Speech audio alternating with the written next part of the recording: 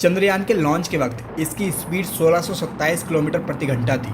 सिर्फ 108 सेकेंड में 45 किलोमीटर तक की दूरी तय हो चुकी थी। यहाँ इसका काम खत्म हुआ। अब लिक्विड इंजन ने अपना काम शुरू किया और स्पीड पहुंच गई 6437 किलोमीटर प्रति घंटा। इसके बाद रॉकेट बूस्टर्स अलग हो गए। वजन में कमी आने के कारण इसकी स्पीड 7000 किलोमीटर प्रति घंटा हो गई। आगे जाकर लिक्विड इंजन भी अलग हो गए। गति बढ़कर हुई 16000 किलोमीटर प्रति घंटा। फिर स्टार्ट हुआ क्रायोजेनिक इंजन। इसकी रफ्तार बढ़कर 36000 किलोमीटर प्रति घंटा पर पहुंच गई।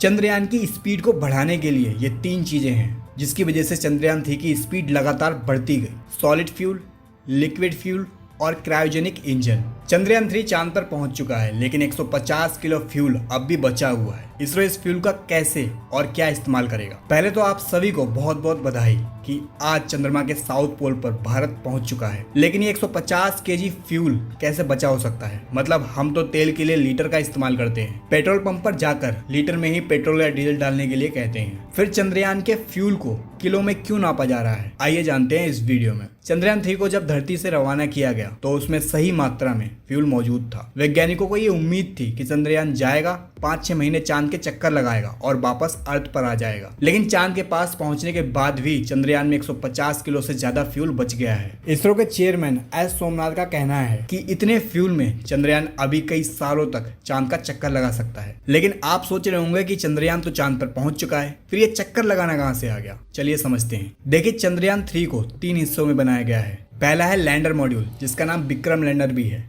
जो कि चांद पर लैंड कर चुका है। दूसरा रोवर, जिसका नाम प्रज्ञा है, जो कि विक्रम लैंडर के ही अंदर रखा हुआ है। और प्रोपल्सन मॉड्यूल, जिसकी मदद से ये दोनों वहां पहुंचे हैं। विक्रम लैंडर और प्रज्ञा रोवर का काम चांद की सतह पर लैंड करना था। लैंड करने के लिए 17 अगस्त को विक्रम और प्रज्ञा प्रोपल्सन मॉड्यूल से अलग हो गए थे और लैंडर रोवर के साथ चांद की सतह पर 23 अगस्त की शाम को लैंड किया था। लेकिन प्रोपल्सन मॉड्यूल चांद के ही चक्कर लगाता रहेगा। अब आते हैं मेन मुद्दे पर, यानी चंद्रयान के फ्यूल पर। किसी भी स्पेस क्राफ्ट को स्पेस में भेजने के लिए सॉलिड और लिक्विड दोनों तरह के फ्यूल की जरूरत होती है। सॉलिड फ्यूल पहली स्टेज पर काम आता है, लिक्विड दूसरी, तीसरी और आखिरी स्टेज में काम आता है। इसके बारे में बात बाद में करेंगे। पहले इन तीनों स्टेजेस के बारे में थोड़ा और अच्छे से जान लेते हैं। चंद्रयान के लॉन्च के वक्त इसकी स्पीड 1627 किलोमीटर प्रति घंटा थी। सिर्फ 108 सेकेंड में 45 किलोमीटर तक की दूरी तय हो चुकी थी। यहाँ इसका काम खत्म हुआ। अब लिक्विड इंजन ने अपना काम शुरू किया और स्पीड पहुंच गई 6437 किलोमीटर प्रति घंटा।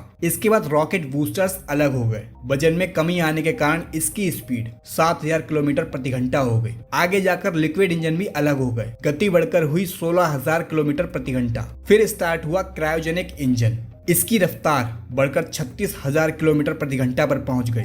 चंद्रयान की स्पीड को बढ़ाने के लिए ये 3 चीजें हैं जिसकी वजह से चंद्रयान 3 की स्पीड लगातार बढ़ती गई। सॉलिड फ्यूल, लिक्विड फ्यूल और क्रायोजेनिक इंजन। पहले बात होगी पहली स्टेज की। चंद्रयान जब जमीन से उड़ने वाला था तब उसे थ्रस्ट की बहुत जरूरत थी, यानी वो फोर्स जिससे उसे जमीन से ऊपर उठने में मदद मिले। इस स्टेज में सॉलिड फ्यूल की जरूरत पड़ती है। रॉकेट के दोनों तरफ सॉलिड रॉकेट बूस्टर्स लगे होते हैं। इनके अंदर होता है कंबंशन। अभी के लिए इसे ऐसे समझ सकते हैं कि solid rocket boosters solid fuel को जलाने का काम करते हैं। इससे भारी मात्रा में एनर्जी प्रोड्यूस होती है। एनर्जी प्रोड्यूस होना मतलब रॉकेट उड़ते वक्त जो नीचे से तेज रोशनी धुएं के साथ निकलती है, उसका कारण होता है फ्यूल का तेजी से जलना। वही एनर्जी तेजी से बूस्टर्स के नीचे से बाहर निकलती है और रॉकेट को ऊपर की दिशा में धकेलती है। यही न्यूटन का तीसरा लॉ, एक्शन रिएक्शन है। पर इसरो ने सॉलिड फ्यूल बनाया कैसे?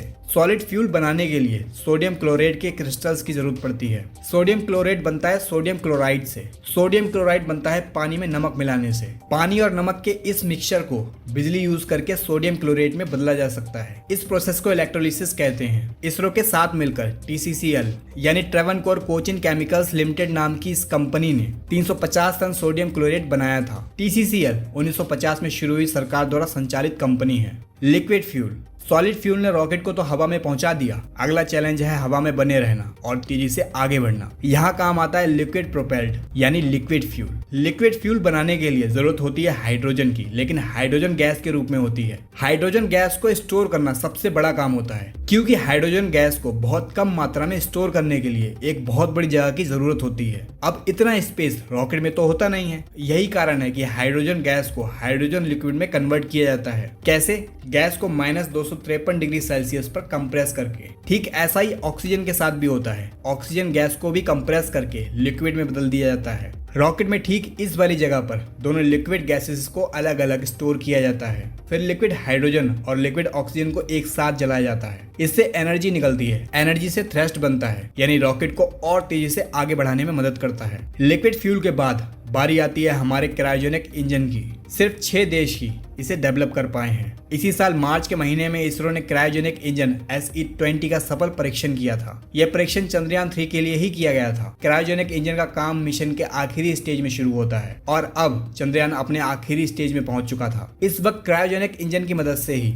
चंद्रयान 3 का प्रोपल्सन मॉड्यूल चांद के चक्कर लगाएगा। इसके लिए फ्यूल की जरूरत होगी, लेकिन प्रोपल्सन मॉड्यूल में किस टाइप का फ्यूल होता है? प्रोपल्सन मॉड्यूल में भी ठीक वैसा ही लिक्विड फ्यूल इस्तेमाल किया जाता है जैसा दूसरी स्टेज में हुआ था। फर्क सिर्फ क्रायोजेनिक इंजन का है। SE-20 एक्स्ट्रा थ्रस्ट पैदा करता है, जिससे प्रोपल्सन मॉड्यूल को स्पीड मिलती है। शुरुआत में प्रोपल्सन मॉड्यूल के पास 1696.4 किलोग्राम फ्यूल था। चंद्रयान 2 के दौरान भी लगभग 1696 किलोग्राम फ्यूल था, लेकिन चंद्रयान 3 ने चंद्रयान 2 के मुकाबले कुछ ज्यादा फ्यूल खर्च किया था। अब सवाल ये आता है कि 14 जुलाई से लेकर अब तक अगर 1550 किलोग्राम फ्यूल खर्च हो चुका है, तो 150 किलोग्राम फ्यूल सालों तक कैसे चल सकता है? जवाब ये है कि ये कोई गाड़ी या बाइक तो है नहीं जो सड़क पर चल रही हो। ये है चंद्रयान 3, जिसे स्पेस में चलना है। प्रोपल्सन मॉड्यूल को अब चांद के चक्कर लगाने हैं, जिसके लिए चांद की ग्रेविटी से उसे मदद मिलती रहेगी। यहाँ प्रोपल्सन मॉड्यूल पर स्पीड बढ़ाने या थ्रस्ट का प्रेशर नहीं होगा। ग्रेविटी उसका काम आसान करेगी, जिससे फ्यूल की जरूरत नहीं पड़ेगी। फिलहाल हमारे देश और हमारे लिए ये गर्व की बात है कि चांद पर लैंड करने वाले चौथे देश बन चुके हैं। और दोस्तों, आपको बता दें कि जल्दी ही इसरो इंसानों को भी भेजने वाला है, जो संभव होगा RLB-TD की वजह से।